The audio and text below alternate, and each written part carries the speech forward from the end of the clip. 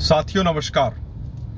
साथियों, क्या देश के अंदर फिर से नोटबंदी को लागू कर दिया गया है? क्या देश के अंदर फिर से 8 नवंबर 2016 को दोहराया जा रहा है? साथियों, इस वीडियो के माध्यम से हम समझने की कोशिश करेंगे कि 24 घंटे पहले लगभग आरबीआई की तरफ से गाइडलाइन आती है जिसमें कहा जाता है कि 30 सितंबर तक आप 2000 के नोटों को बैंक में जमा करा सकते हैं और उस पर एक लिमिट लगा दी जाती है 20,000 रुपए की। साथियों, 8 नवंबर 2016 को जब सबसे पहले नोटबंदी लागू की गई थी, जिसमें 500 और 1000 के नोटों को बंद कर नया 500 का नोट और 2000 का एक नया नोट मार्केट में लाया गया था। और इस पूरे नोटबंदी के प्रोसेस को, पूरे इस डिसीजन को बहुत से मीडिया हाउसेज ने और बहुत से लोगों ने एक मास्टर स्ट्रोक बताया था।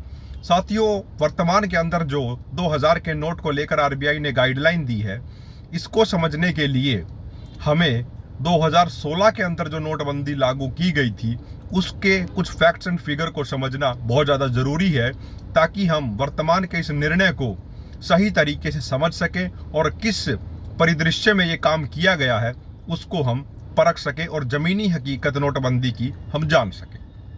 साथियों, 8 नवंबर 2016 को जब नोटबंदी का ऐलान किया गया था, इसको लेकर कुछ प्रमुख बातें रखी गई थी कि किन कारणों की वजह से और क्या सुधार करने के लिए ही यह निर्णय लिया जा रहा है, जिसमें मुख्यतः 3 से 4 बातें थी। जिसमें सबसे प्रमुख बात बताई जाती थी कि नोटबंदी को लागू कर हम भ्रष्टाचार को खत्म करेंगे। दूसरी बात इसमें बताई जाती थी कि मार्केट के अंदर जो फेक करेंसी है, जो फर्जी नोट है, उस पर लगाम लगाई जाएगी। तीसरी बात थी कि जो टेरर फंडिंग होती है, आतंकवादियों को जो पैसा मिलता है, उनकी कमर तोड़ दी जाएगी। और चौथी बात थी कि भारत की इकोनॉमी को कैशलेस इकोनॉमी बनाया जाए, यानी कि मार्केट के अंदर जो मुद्रा, जो करेंसी सर्कुलेशन में है, उसको कम करके डिजिटलाइजेशन की ओर बढ़ा जाए।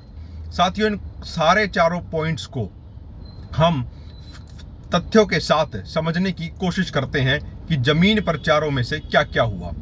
साथियों, सबसे पहले हम बात करते हैं भ्रष्टाचार की। साथियों, भ्रष्टाचार के विषय में देखा जाए तो स्विस बैंक सीधे तौर पर 2018 की अपनी रिपोर्ट में लिखता है कि स्विस बैंक के अंदर भारतीयों का जो पैसा रखा हुआ था वो डबल हो गया है। दूसरा सवाल आता है साथियों कि जब नोटबंदी को लागू किया गया, उसके बाद आरबीआई ने एक रिपोर्ट दी जिसमें पाया गया कि मार्केट के अंदर जितनी करेंसी सर्कुलेशन में थी उसका 99% वापस से आरबीआई के पास ही आ गया है। यानी कि मात्र 1% करेंसी नोट ऐसे थे जो आरबीआई के पास वापस नहीं आए, और उस अमाउंट को जब आप जोड़ेंगे तो अमाउंट बनेगा लगभग 16,000 करोड़ का। और जो नए नोट मार्केट में लाए गए, इस पर सरकार का खर्च 16,000 करोड़ से अधिक का हो गया था। अब दूसरा सवाल आता है साथियों कि जो फेक करेंसी को रोकने की बात थी उसकी क्या स्थिति है। साथियों, आरबीआई के हाई डेटा है तो सीधे तौर पर हमें बताता है कि जो नए नोट 500 और 2000 के नोटबंदी के बाद मार्केट में आए थे, उन कुल नोटों में से 1680 करोड़ नोट मार्केट सर्कुलेशन से गायब हैं, जिसकी जो अमाउंट है साथियों वो बनता है 9 लाख करोड़ रुपए से भी ज्यादा का।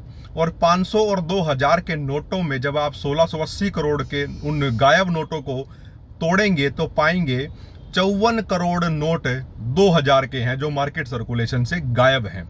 तो साथियों, ये फेक करेंसी वाले विषय में भी हम रखते हैं इसको, और साथ ही साथ जब ये नोट मार्केट से गायब है तो ये 9 लाख करोड़ रुपए से भी ऊपर की रकम एक तरीके से देश के अंदर कहीं ना कहीं काले धन के रूप में भी छुपाई गई है। तो साथियों, दोनों के दोनों विषय ये स्थिति, जमीनी हकीकत हमें दर्शाते हैं, जो स्विस बैंक का भी डेटा है और साथ के साथ आरबीआई का खुद का भी डेटा है। साथियों, जो बात आती है कि मार्केट के अंदर से हमें मनी सर्कुलेशन को कम करना है, उसकी भी स्थिति जान लीजिए साथियों कि जब नोटबंदी लागू की गई थी उससे 4 दिन पहले का डेटा है। उस समय का अगर हम देखते हैं तो मार्केट के अंदर साथियों 17.4 लाख करोड़ रुपए की करेंसी मार्केट में सर्कुलेट कर रही थी। और साथियों, 2022 तक यह बढ़कर अब हो चुकी है 32.4 लाख करोड़ रुपए की, यानी कि जो कैशलेस ट्रांजैक्शन की हम बात कर रहे थे नोटबंदी लागू कर वो भी जमीन पर देखने को हमें नहीं मिला है।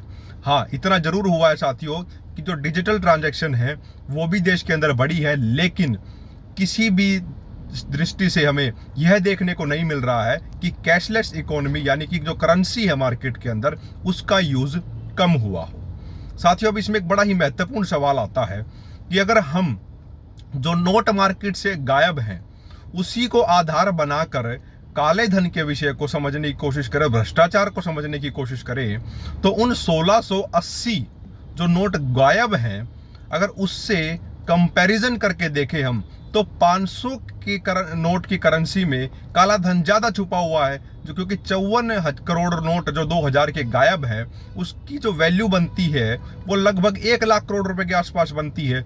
और साथियों, जो बाकी पूरा 8 लाख करोड़ रुपए से अधिक का अमाउंट है वो तो 500 की करेंसी में है। तो क्या भविष्य के अंदर हमें 500 के नोट के साथ भी यही देखने को मिल सकता है जो 2000 के नोट के साथ देखने को मिल रहा है, जो नोटिफिकेशन आरबीआई ने जारी किया है? साथियों, जिस तरीके से किसी भी मुद्दे को लेकर एक सकारात्मक चर्चा देश में से खत्म होती जा रही है, ये हमारे लिए चिंता का विषय है। क्योंकि साथियों, जब 2016 के अंदर नोटबंदी को लागू किया गया था, हमने देखा था किस तरीके से देश का बहुत बड़ा हिस्सा सड़कों पर और बैंकों के बाहर लाइनों में खड़ा था। हजारों करोड़ रुपए इस पूरे प्रोसेस के अंदर सरकार के भी खर्च हुए थे, जो टैक्स पेयर्स का पैसा है। और उन लाइन में खड़े होने से बहुत से लोगों ने, देश के बहुत से नागरिकों ने अपनी जान तक गंवा दी थी। साथियों, हालांकि 2000 के नोट के साथ इस तरीके का पूरे देश के अंदर बैंकों के बाहर लाइन लगने जैसी स्थिति हमें देखने को नहीं मिलेगी, ये मैं जानता हूं और समझता भी हूं, और ये आप भी जानते हैं कि ऐसी स्थिति हमें देखने को नहीं मिलेगी। लेकिन एक जो बड़ा सवाल खड़ा होता है साथियों, वो ये होता है जो आम जनमानस के मन में भी है कि अगर इस तरीके से हम नए नोटों को लाकर और कभी भी उनको बंद करेंगे तो ये हमारी करेंसी के ऊपर से जो लोगों की एक विश्वसनीयता है, उनका जो विश्वास है, हमारी करेंसी की जो क्रेडिबिलिटी है, उस पर एक बड़ा सवाल खड़ा होता है। ये आम जनता के दिमाग में बड़ा एक चिंता का विषय है उनके लिए। क्योंकि साथियों, नोटबंदी को जब लागू किया गया और जो 4 मुख्य बातें उसमें रखी गई, जमीन पर कहीं ना कहीं वो स्थिति, वो पॉलिसी नहीं नजर आ रही थी।